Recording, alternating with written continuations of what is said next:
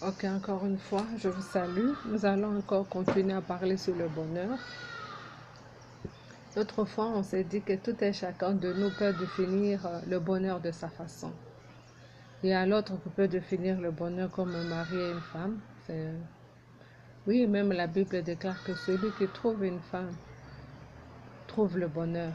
Mais il faut choisir la bonne femme, le bon mari. Il y a de petits bonheurs que les hommes même se font, par exemple acheter une belle voiture, ou bien avoir une grande maison, ou bien vivre dans un jardin botanique, ou bien aller à la plage. Les enfants trouvent leur bonheur. C'est un peu être heureux. Dans toutes ces choses-là, je dirais que ce sont de petits bonheurs, parce que ce sont des bonheurs qui existent. Parce qu'aujourd'hui, tu peux t'acheter toutes les voitures du monde que tu veux et demain tu quittes. Et est-ce qu'au-delà, dès que tu meurs, est-ce que tu vas continuer à vivre ce bonheur-là? C'est ça la question. Et les gens que tu as laissés avec, tout ce que tu as essayé de leur donner, peut-être de voitures, de maison, ces choses de la terre ici. Est-ce qu'ils vont vraiment, dès que tu vas quitter, est-ce qu'ils vont encore se jouir de ce bonheur-là? Ici, tout ce que j'ai essayé de faire, c'est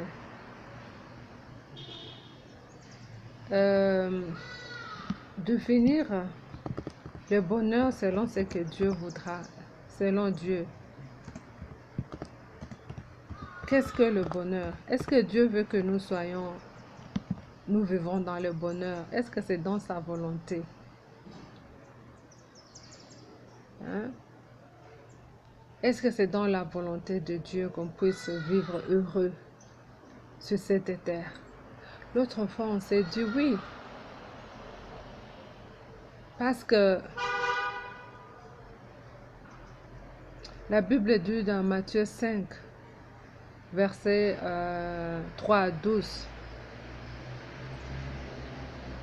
à la fin, là, il dit, mais la sagesse, bienheureux l'homme qui m'écoute. C'est ce que Dieu dit. Bienheureux l'homme qui m'écoute.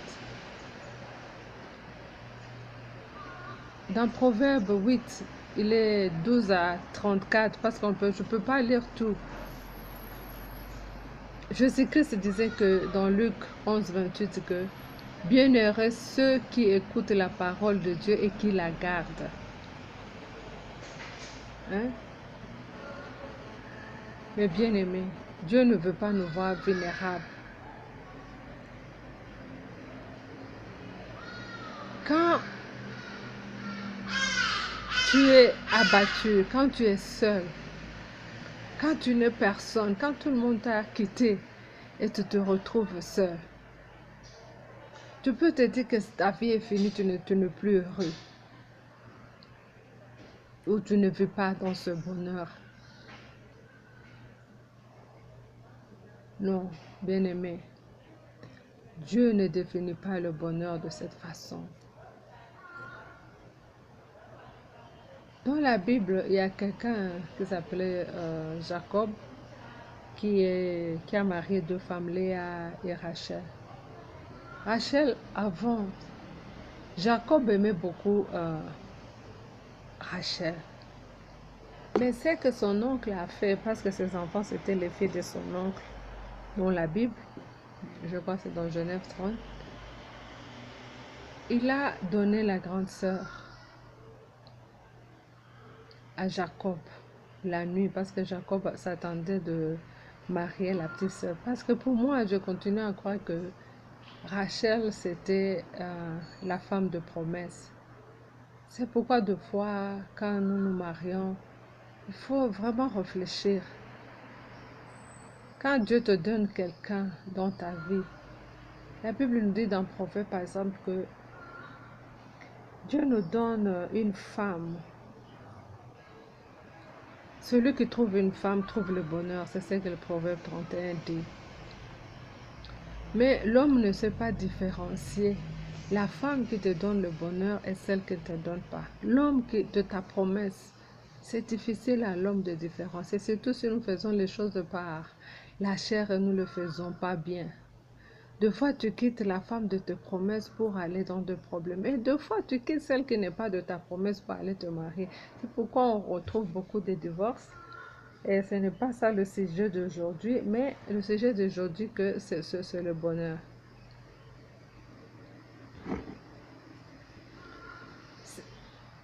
Le bonheur, comme je l'ai dit autrefois, c'est quelque chose de l'intérieur, qui s'exprime à l'extérieur. Aller dehors, par exemple, aujourd'hui, c'est nouvel an, c'est le 30 décembre. Je sais que beaucoup de gens sont sortis dehors pour aller s'amuser, boire un peu avec les amis. Ça donne, ça donne joie, ça te rend heureux. Mais est-ce que c'est permanent? Il y a ceux qui s'habillent bien, hein, comme ceux qui regardent la marque de leur habit pour savoir réellement ceux qui se sont habillés. Regardent, ah, ça c'est une marque, quoi. Hein? Il y a des gens qui portent de bijoux chers, de montres qui sont chères, des chaussures, je ne sais pas quel nom, ça ne m'intéresse pas vraiment. Mais c'est bien, ça, tu te regardes, tu dis oui, je me suis bien habillée, et tu vois, tu veux que les autres voient que tu es bien habillée, mais que tu as tout, que tu as peut-être tu as une belle femme, peut-être tu as de belles voitures, de belles, mais tout ce que tu veux avoir sur cette terre, et tu veux que l'autre croit que tu es heureux. En réalité, est-ce que tu es heureux? Hmm? Pourquoi les gens quittent? Ils vont chercher le bonheur dans de fétiches, dans la magie, des choses comme ça. Hmm? C'est parce que nous n'avons pas encore bien défini le sens d'être heureux. La Bible déclare que seul Dieu,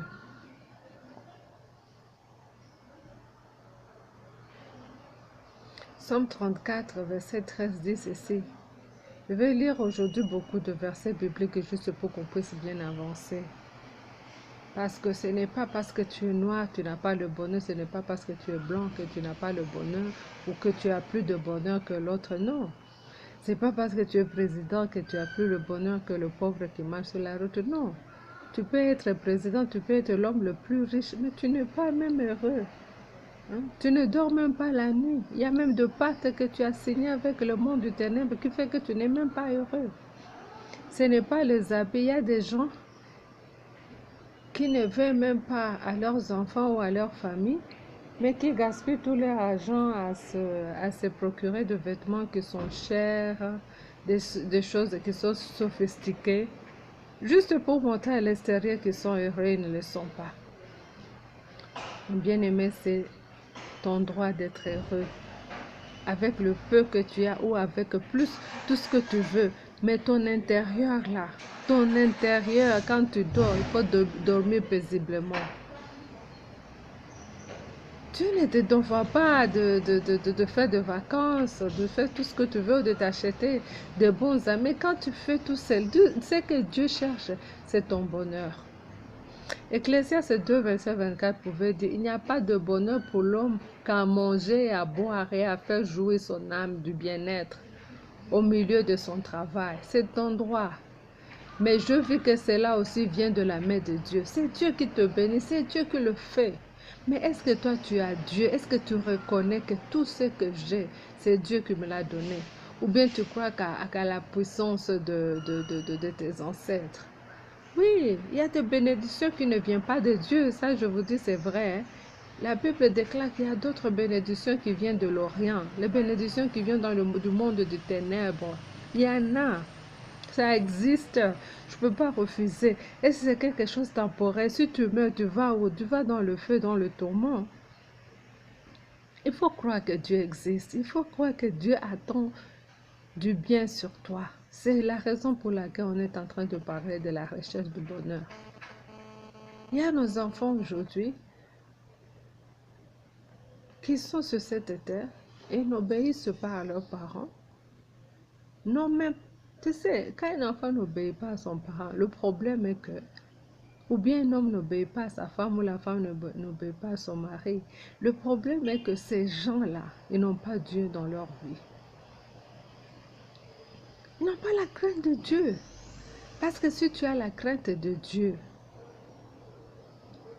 Créateur du ciel et de l'univers, tu aimeras ton prochain et tu t'aimeras toi-même.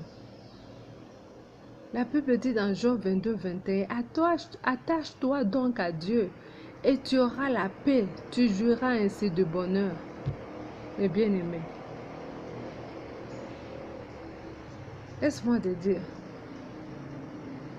Proverbe 13, 21 dit, le malheur poursuit ceux qui pêchent, mais le bonheur récompense les justes. Le bonheur, c'est une récompense que Dieu t'a donnée.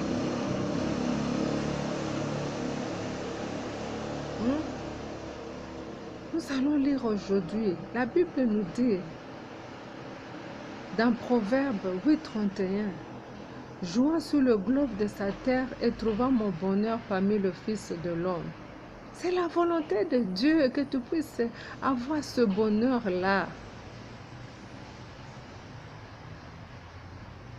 Tu sais, quand tu n'as pas le bonheur, tu as peur. Et tu ne crois à rien. Tu ne crois même pas à la personne qui vient. Tu ne crois même pas à ton partenaire. Tu ne crois même pas à tes enfants. Tu ne crois à rien. Tu ne crois même pas, même si tu es directeur dans une organisation, tu ne crois même. Parce que le problème, ce n'est pas l'autre.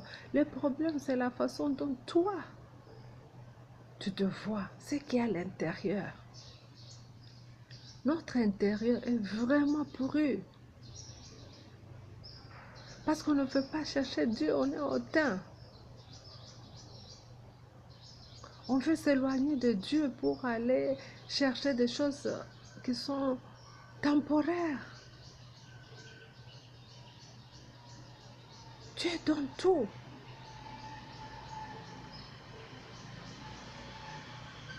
Mais bien aimé,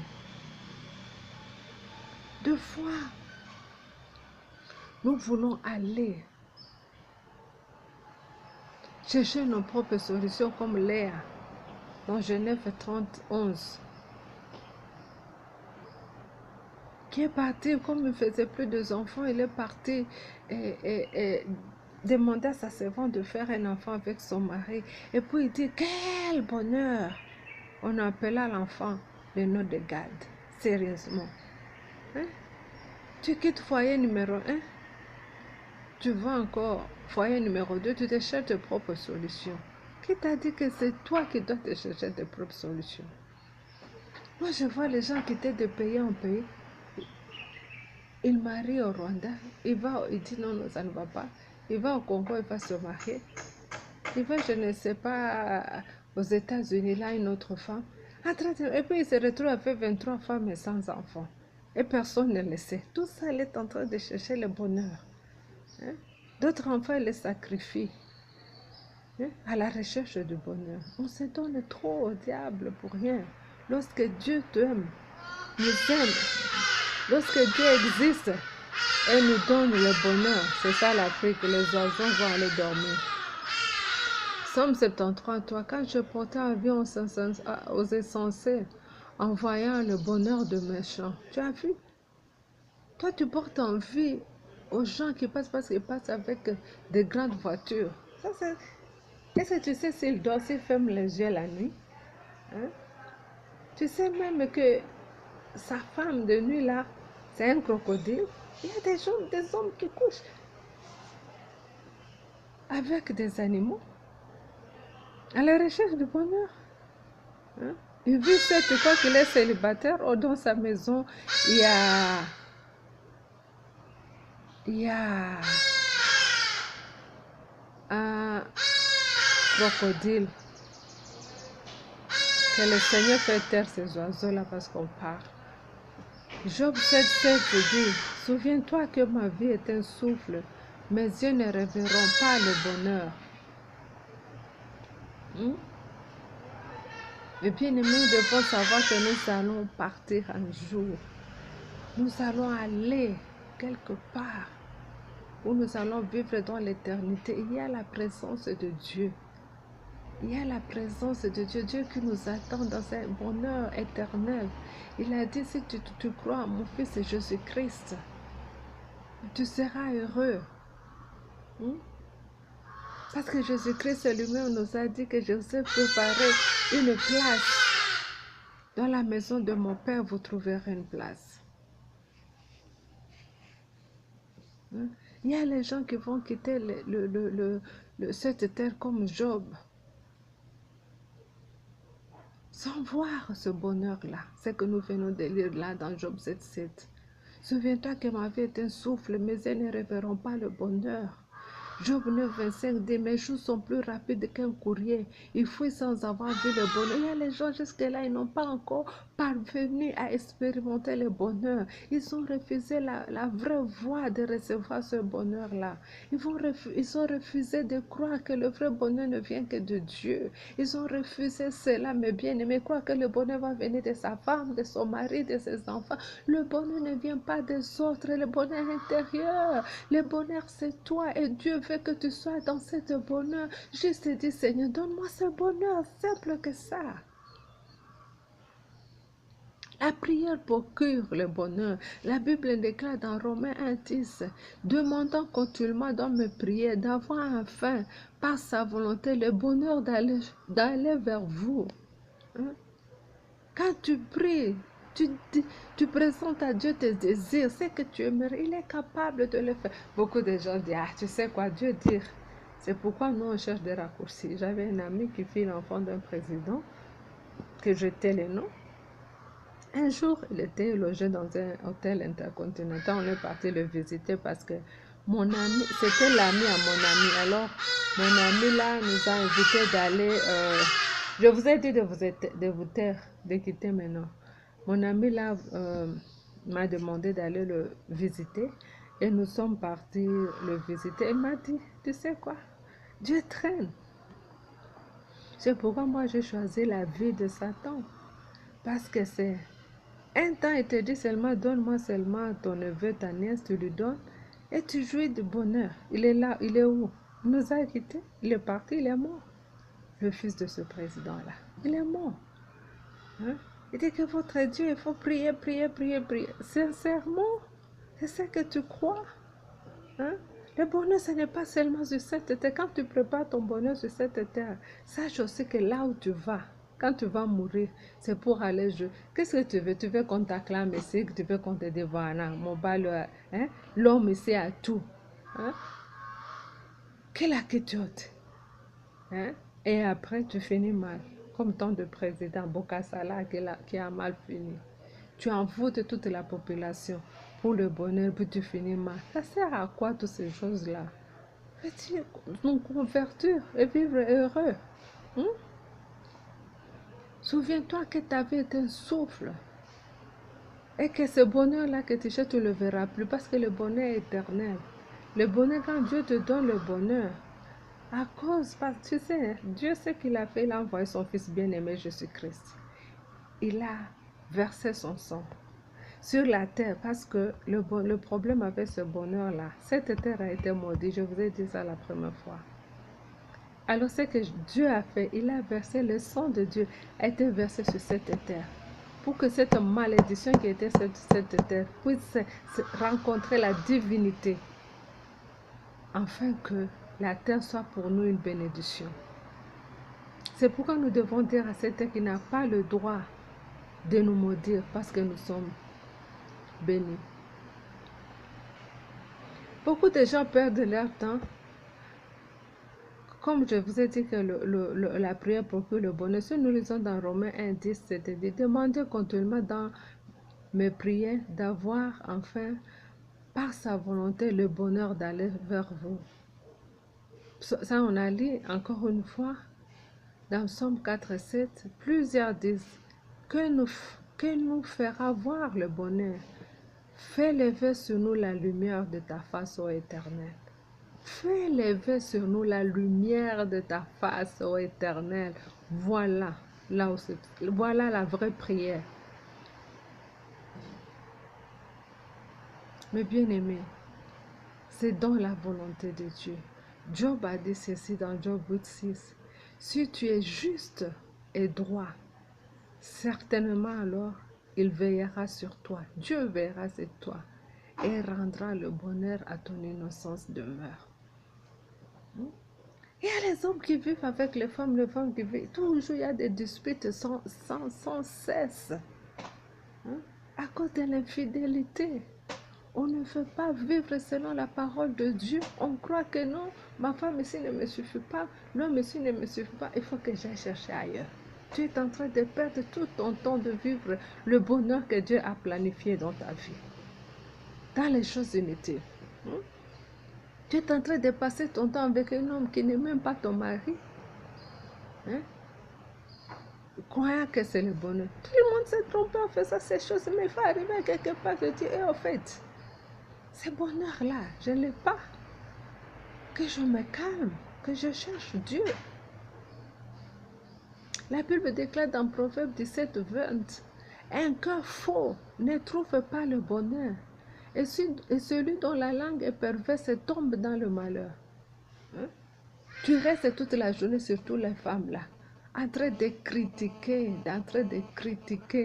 les autres. Tu es en train... La Bible dit que c'est ce qui sort de ton cœur qui te suit, qui te vole ton bonheur. Et il y a de ces gens-là qui se provoquent les uns les autres en se faisant du mal. Quand est-ce que tu vas dire vraiment que vraiment j'ai le bonheur? Parce que toi-même tu ne veux pas ce bonheur.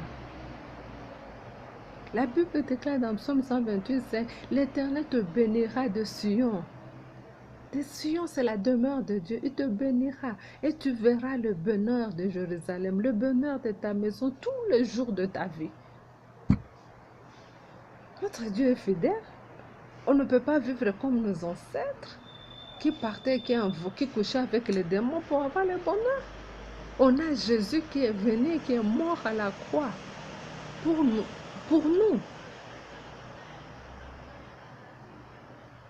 Tu crois que l'homme a la capacité vraiment de se procurer le bonheur? Non. Il y a des gens que Dieu bénit, ils ne savent même pas que c'est Dieu qui les a bénis. Ils croient que c'est leur intelligence, c'est leurs études, c'est leur machin, je ne sais pas, c'est les parents et tout. Non.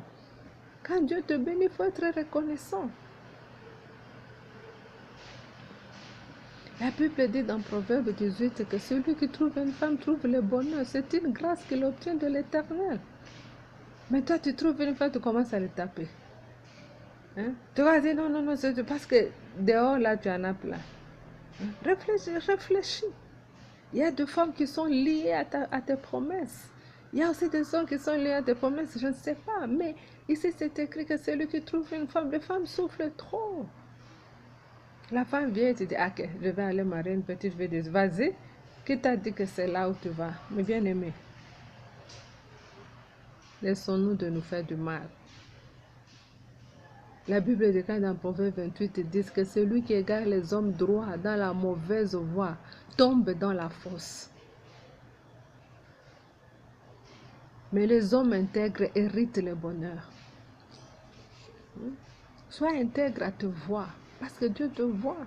Tu perds le temps, tu es en train de maudire toute ta génération. Tu rends tes enfants malheureux. Tu rends toute ta génération, tu rends tout ton pays malheureux parce que tu es égoïste. Ecclésiaste 8:13 nous dit, mais le bonheur n'est pas pour le méchant, il ne prolonge point ses jours, pas plus que l'homme, parce qu'il n'a pas de la crainte devant Dieu.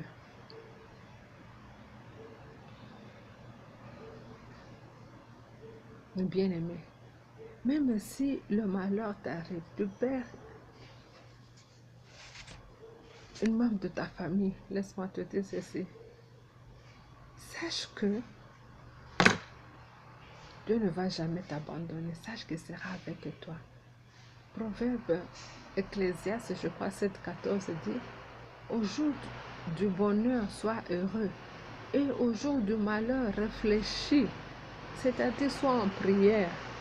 Dieu a fait l'un comme l'autre, afin que l'homme ne découvre en rien ce qui sera auprès de lui. Quand ton bonheur vient de l'intérieur, quand tu vis dans la paix avec Dieu, tu verras toute ta maison va vivre en paix, la société. Cette atmosphère spirituelle que tu vas créer avec Dieu, ça va affecter beaucoup. Et beaucoup vont bénéficier de cette bénédiction. Et le bonheur que Dieu crée est éternel. Moi, je me suis dit, je vais parler de mon expérience. Dieu a combattu de mon côté. Sur toutes les fausses accusations que j'ai eues dans ma vie, c'est toutes ces choses, je vois que Dieu m'enlève. C'est pourquoi je sens que je l'aime et que je vais vous dire qu'il n'y a pas une autre voie que nous devons chercher si ce n'est que la voie de l'éternel. Il n'y en a pas. Il n'y en a pas. Un pauvre dans le village, il peut vivre heureux qu'un riche dans la grande ville. Parce que lui a Dieu, il prie. J'ai ma grand-mère qui a 115 ans. Je la trouve heureuse. Elle chante pour Dieu des chants d'adoration. Nos parents, il y a des gens, aujourd'hui on apprend à nos enfants de servir Dieu. Ils croient que c'est bien. C'est là où d'autres, les coiffeurs, tout ce monde-là, parce qu'ils chantent, ils ont de succès, ils ont plus de bonheur. Non, vous ne savez pas si ces gens dorment. Sache que le bonheur est intérieur et que le bonheur ne vient que de Dieu. Le bonheur vient quand on a la crainte de Dieu. Que Dieu vous bénisse. Ciao, à la prochaine. Bye.